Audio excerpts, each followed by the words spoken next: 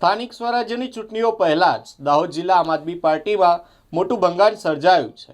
3 જેટલા કાર્યકર્તાઓએ રાજીનામું આપી પોતાની નારાજગી વ્યક્ત કરી છે।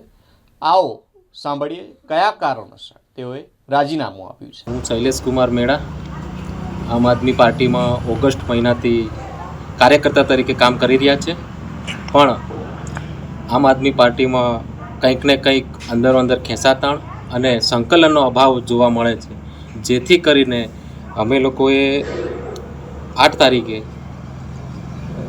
ગ્રુપ મિત્રોમાં બેસીને ચર્ચા કરી અને નિર્ણય સમૂહમાં રાજીનામું આપવા માટેનો નિર્ણય કરેલ હતો। ત્યાર પછી અમે લોકોએ સહમતિથી રાજીનામું તૈયાર કરી અને સહી કરી અને અમે જિલ્લા પ્રમુખ રાકેશભાઈ બારિયાને મોકલેલ છે સોશિયલ મીડિયા થકી। પરંતુ આજે સવારમાં એ લેટર વાયરલ થયો અને એ વાયરલ લેટરને ફેક લેટર તરીકે ઉલ્લેખ કરવામાં આવેલ છે, સોશિયલ મીડિયામાં મારા ધ્યાન ઉપર આવેલ છે। તો પહેલાં તો હું એને ખુલાસો કરું છું કે ભાઈ અમે લોકોએ સમૂહમાં રાજીનામું આપેલ હતું, એમાં અમે 7 મિત્રો હતા। 7 મિત્રો પૈકી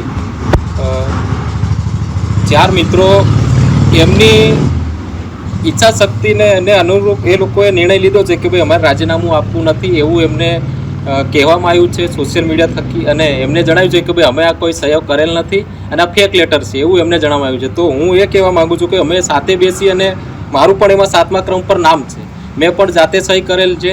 તો હું એ કહેવા માગું છું કે ભાઈ આ લેટર ફેક નથી, એ અમે સ્વેચ્છાએ રાજી ખુશીથી રાજીનામા માટે સહયોગ કરેલ છે। અને આજે એનો ખુલાસો કરતાં હું જણાવું છું કે અમે એ પૈકી અમે 3 મિત્રો આજે રાજી ખુશીથી રાજીનામું આપી રહ્યા છે।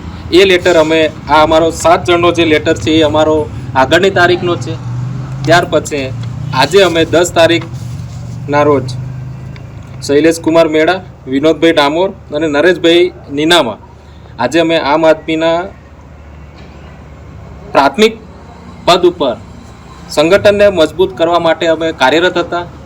આજે અમે રાજી ખુશીથી આમ આદમી પાર્ટીમાંથી સ્વેચ્છાએ રાજીનામું આપી રહ્યા છે, જે આપને ધ્યાને મૂકી જિલ્લા પ્રમુખ રાકેશભાઈ બારિયા આમ આદમી પાર્ટીના પ્રમુખ શ્રી સુધી પહોંચે એવી અમે આશા અપેક્ષા રાખીએ છીએ। સ્વીકારવું નહીં સ્વીકારવું એ જિલ્લા પ્રમુખ રાકેશભાઈ બારિયાજીનો વિષય છે, પણ અમે રાજીનામું આપી અને એમનું આ ધ્યાન દોરવા માંગીએ છીએ।